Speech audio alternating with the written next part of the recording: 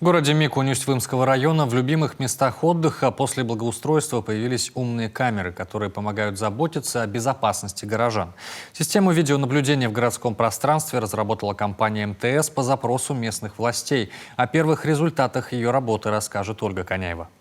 В рамках нацпроекта создания комфортной городской среды в городском парке в Микуне проложили тротуары, установили современное освещение, арт-объекты, новые скамейки и смонтировали систему умного видеонаблюдения. 8 камер установлено на данный момент. В принципе, основные объекты, где именно прошло благоустройство, они у нас под наблюдением. Ну а дальше работу будем продолжать, потому что это...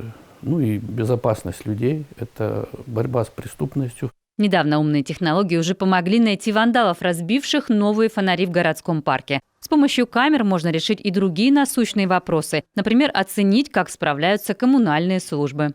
Все передвижения техники, снегоуборочных машин и так далее также можно контролировать, не выходя из кабинета или с любого гаджета.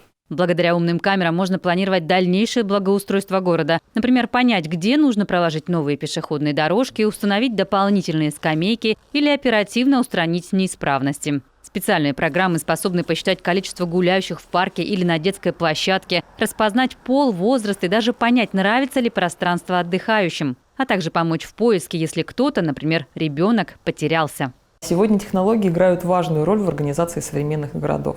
Они помогают делать общественные пространства более комфортными и безопасными для горожан. На текущий момент МТС обладает достаточно большой экспертизой в таких вопросах. Поэтому мы готовы выполнять весь комплекс работ от проектирования до поставки, наладки, монтажа оборудования, а также предоставления облачного хранилища. Есть у системы еще один плюс. Если городским властям потребуется увеличить количество камер, сделать это можно будет на базе существующего решения.